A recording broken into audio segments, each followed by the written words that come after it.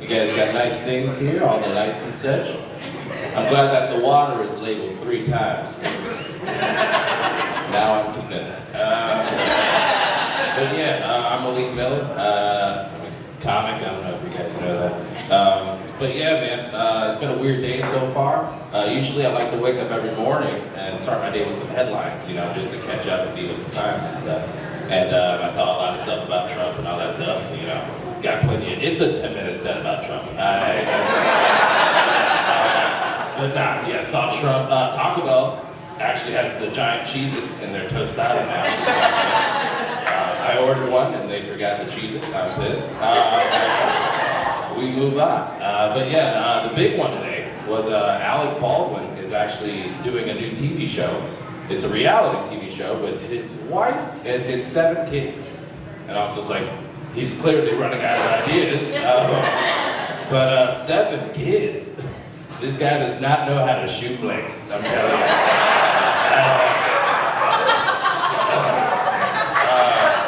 Yeah, rough stuff.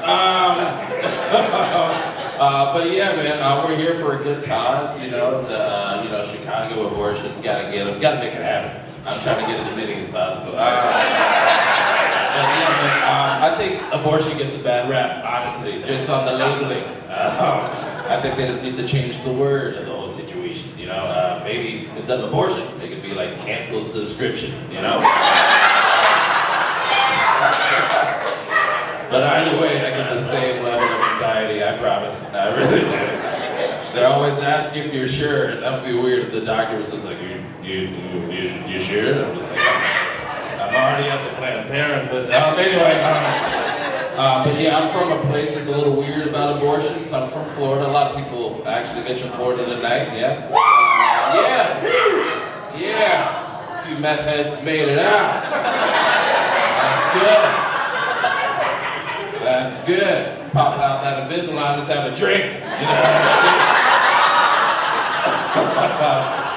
But yeah, I'm from Florida, and I had to move just because the South is a little weird, abortion's an issue, but mainly I got tired of guys saying dumb shit like, them sound like fighting words to me.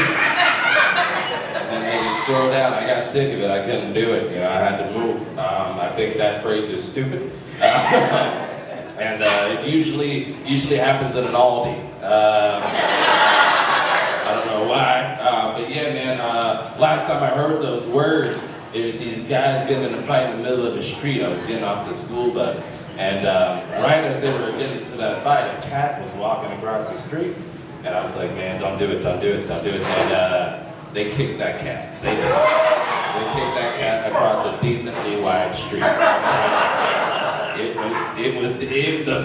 The follow through was beautiful. It was airtime. I'm talking. I feel as if I'm not painting a picture. But it was pretty terrifying. And the good news is the cat did get up. It did get up. So they jumped it. It was pretty gruesome, pretty rough. But yeah, man, I'm glad I moved. That place used to stress me out a lot. And antidote for that, I found was weed. It's beautiful. I don't know, any smokers, any stoners? There we go, I got you back. But yeah, man, I found weed, and a normal tradition for me is I like to wake and I like to bake.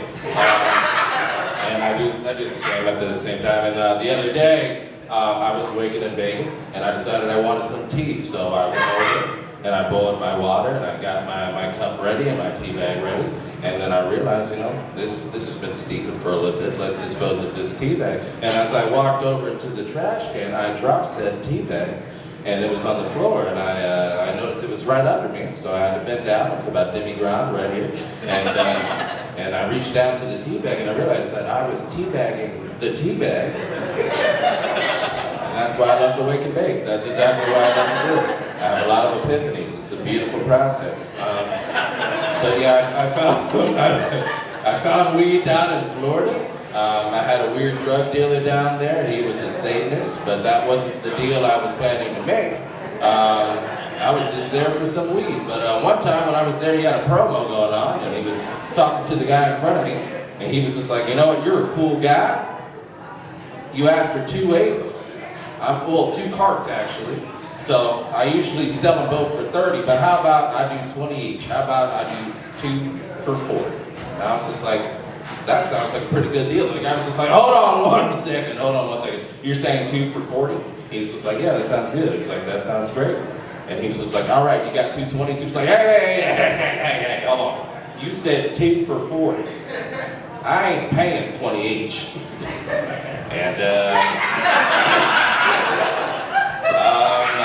And I realized where I was from. But unfortunately, I did not get that same deal, even though I was next in line, because he was also racist. It was unfortunate. It was really unfortunate. I'm sick of the racism personally, because I feel like it keeps me from a lot of stuff. You know, you guys gatekeep a lot. I miss out on a lot of things. You know, like my first year of high school, they were just like, "Hey man, you just missed it. There was a race war." And I was just like, Jesus Christ, what the hell happened? They were just like, I don't know, the guy said something in Spanish, and the guy was like, didn't sound like cotton words to me. They threw down. It was pretty bad. There wasn't a cat that time. But comedy's a little weird right now, mostly because nobody wants to come across racist.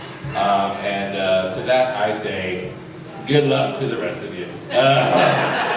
I've been training for this day every day of my life. To that, I really say survival of the fittest, you know? It'll work itself out, you know? I used the term survival of the fittest the other day, and someone called me fatphobic.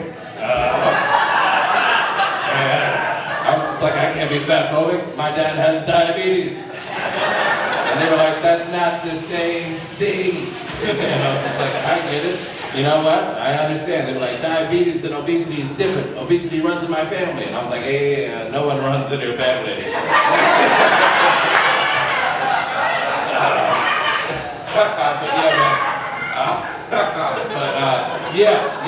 Once again, I'm from Florida. I got a reputation down there, definitely. I got around a lot. I was around a lot of white kids. I went to an art school, very fancy art school.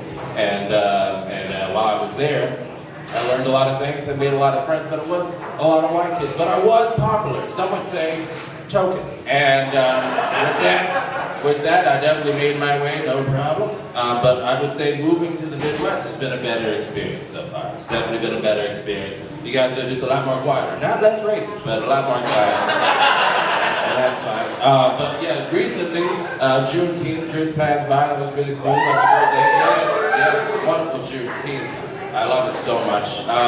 And you know, that day really is a day of reflection to think the most important question in my life: how black am I? And you know, some days it's a hassle. You know, I realize I don't even like the fruit watermelon. I don't like it. You know, not because of the shape, the taste, the size, anything. It's just mostly because it includes racism while you eat it. You know, they were just like, what do you mean the black ones are bad? The seeds. I'm sorry. I can't say that. There's a lot of things I can't say as a black man, you know? Like, even if I'm highly convinced, I can't say the words like, I'm sold. You know what I mean? I can't say that. You got me. I can't say it. It's pretty problematic. But yeah, I do comedy and I do music, and a lot of people ask me all the time, like, what kind of music do you do? They always assume a genre, and I think it's weird. You wouldn't ask Michael Jackson what music he does, you know? You wouldn't ask Elton John what kind of music he does. You wouldn't ask JoJo Siwa what kind of music she does. It's gay pop, it's brand new. But yeah, a lot of stuff in music is going on right now, especially with the Drake and Kendrick beef. It's very reminiscent of a lot of big issues, you know, mostly pedophilia, you know. When all that Michael Jackson news came out, they were just like, you know, he definitely did it. I was just like, you know, initially, I didn't think Michael touched those kids. And then I watched the documentary and I was just like, my revised statement is, I don't think about Michael touching those kids. I just don't. It's not my job. And we knew he wasn't going to stop till he got enough. He was a preferred them smooth criminal. You know what I mean? Woo! Whoever is up. But yeah, man, Drake's in the hot water right now, like I said, with the beef, you know, like, everybody was just like, we're really disappointed to find out that you're friends with Millie Bobby Brown. She was like a teenager at the time, and I was just like, if anyone's disappointed, it was probably him when they met, you know? Like, he was just like, wait a second, wait, so your name's, wait, your character's name is 11? I'm confused.